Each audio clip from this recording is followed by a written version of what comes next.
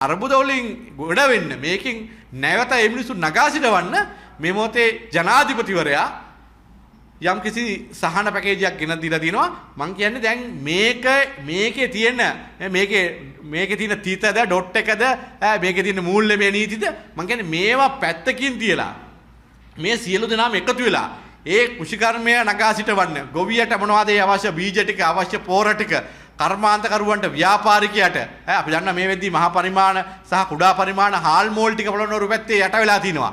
හරිද? එතකොට මේවට මේවා යලි සක්‍රිය කරගන්න යලි නගා සිටවන්න කොහොමද මේ තියෙන සහන පැකේජෙත් එක්ක මේවා කරන්නේ? අපි දන්නා මේ වෙද්දී කුකුල් කර්මාන්තය ඒ කුකුල් කර්මාන්තයේ විශාල ප්‍රමාණයක් කුකුල් පැටවු විශාල ප්‍රමාණයක් මේ වෙද්දී මිය වෙදිලා තිනවා. අපි දන්නා ඒකත් එක්ක ඒ අවශ්‍ය කරන බිත්තර ප්‍රමාණය ලබා දී ගන්න බැරි වුණොත් අපි දන්නවා අනිවාර්යෙන් මේ මාසේ නෙමෙයි ඊළඟ මාසේ ජනවාරි මාසේ වෙද්දී බිත්තර මිලෙත් ඉහළ යාමක් වෙන්න පුළුවන්. අයි අර පැටවු දාන කිකිලියෝ ලක්ෂ 30කට ආසන්න ප්‍රමාණයක් මේ ගම් වතුරට අහුණයි කියලා කුකුල් කර්මාන්තයේ ඉදී සිටින අපේ සහෝදරයෝ අපිත් එක්ක කියලා දිනවා. ඉතින් මේවා බලපෑම් ඉදිරියට එනවා. මම කියන්නේ මෙන්න මේවා තුල නැවත සැරයක් ඒ කුකුල් කර්මාන්තය නගා සිටවන්න අවශ්‍ය ඒ පෞකි කිලියෝ ටික ගෙන්න ගන්න, ඒ හැච් බිත්තර ටික ගෙන්න ගන්න, ඒ ෆාම් ටික හදා ගන්න.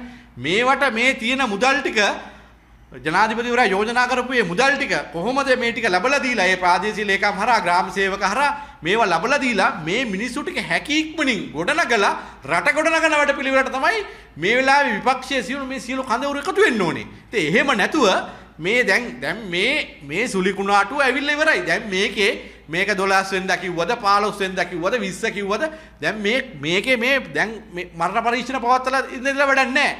දැන් කරන්න ඕනේ මිනිස්සු ටිකත් එකතු කරගෙන මේ රට යලි ගොඩනගන තැනට සියලු දෙනා එකතු වෙන එක. අපි දැක්ක ජනාධිපතිවරයා බොහොම පැහැදිලිව කිව්වනේ ජනාධිපතිවරයාට තනියෙන් විතරක් මේක කරන්න බෑ. මේ සියලු දෙනාම එකතු වෙන්න ඕනේ කියලා. හරිද? අපි දැක්කන්නේ දැන් එහෙම දැන් අපි දැක්ක ඉන්දියාව, පාකිස්තානය, ඉන්දුනීසියාව ලෝකයේ අනිකුත් සියලු රටවල් මේ මොහොතේ මේ රටට උදව් කරන වෙලාවේ මේ අපේ මේ බංකොලොත් වෙච්ච විපක්ෂය මේ ආකාරයේ චෝදනා කිරීම අපි කියන්නේ ඒක කරන්නේ ආණ්ඩුවට නෙවෙයි. මේ ආපදාවට ලක් වෙච්ච මිනිස්සු ඒ මිනිස්සු ඉලක්ක කරගෙන තමයි මේගොල්ලෝ කරන්නේ. ඒ නිසා අපි කියන්නේ මේ ආපදාවිච්ච ලක් වෙච්ච මිනිස්සුන්ට මේ රටේ 4න් 3ක් විතර යට වෙච්ච මේ ආපදාවට ලක් වෙච්ච මිනිස්සුන්ට ඒ මිනිස්සුන්ගේ ජන ජීවිතත් එක්ක තමයි මේගොල්ලෝ මේ සෙල්ලම් කරන්න යන්නේ.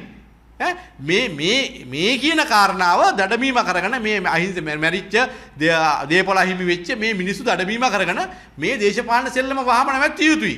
ඒ නිසා අපි කියන්නේ ඔය දේශපාලන සෙල්ලම පැත්තකින් තියලා දැන් සියලු දෙනාම එකතු වෙලා මේ රට ගොඩනගන වැඩපිළිවෙලට එකතු වෙන්න කියන එක අපි ප්‍රජාතන්ත්‍රවාදී ජාතික සන්ධානයේ විදියට ඔය විපක්ෂීය අපුහාමිලාගෙන් ඉල්ලගෙන සිටිනවා. මොකද ඕගොල්ලන්ගේ කාලේ අපි දැක්කනේ ගම් වතුර ආවම සුනාමි ආවම ඒ සුලිසුලන් ආවම ඕගොල්ලෝ කටයුතු කරපු ආකාරය අපි දැක්කනේ. ඒ කාලේ ඕගොල්ලෝ ඒ ආපු ආධාර ඕගොල්ලෝ බෙදාගත්ත විදිය අපි දැක්කනේ.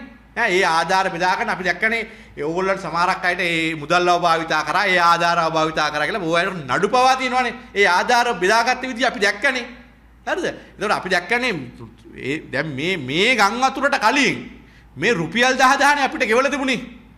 හරිද? එතකොට නිවාස ආධාර ඒ නිවාස වල පිරිසුදු කරගන්න එහෙම දෙයක් පහුගිය කාලේ ගම් වතුර වලට සුලිසුලන් වලට මෙහෙම දුන්නේ නැහනේ.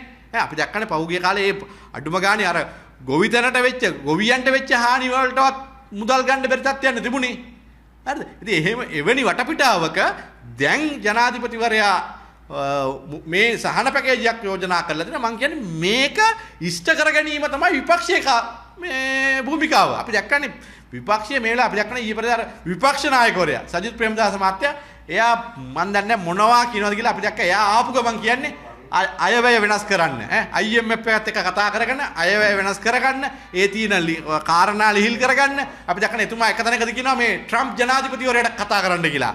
හරිද? මං කියන්නේ මේ ට්‍රම්ප් ජනාධිපතිවරයාට කතා කරගන්න එක නෙමෙයි ප්‍රශ්නේ. මේ ප්‍රශ්නේ තියෙන්නේ අපේ. හරිද? ඉස්සෙල්ලා කරන්න අපි එකතු වෙලා මේ සැලැස්මක් හදාගෙන වැඩ කරන එක. හරිද? ඒ නිසා මේ මොහොතේ අපි කියන්නේ දැන් මේ අපි දැක්කනේ ජාත්‍යන්තර මූල්‍ය අරමුදලත් එක්ක ඒ කරපු කටයුත්ත ඒ කරපු ඒ යෝජනා ඒ ගිවිසුම් එක්ක මේ රට මෙහෙම යන අතරෙම ඒ ලැබිච්ච ආධාර මුදල් වලින් මේක තවදුරටත් තව මුදල් ආධාර ලබාගෙන මේ විනාශ වෙච්ච රට මේ විනාශ වෙච්ච ජන ජීවිත නැවත සැරයක් සකස් කරන්න උත්සාහ කිරීම තමයි අපි සියලු දෙනාගේම වගකීම සහ යුතුයකම කියන එක අපි මේ මොහොතේ ප්‍රකාශ කර සිටිනවා.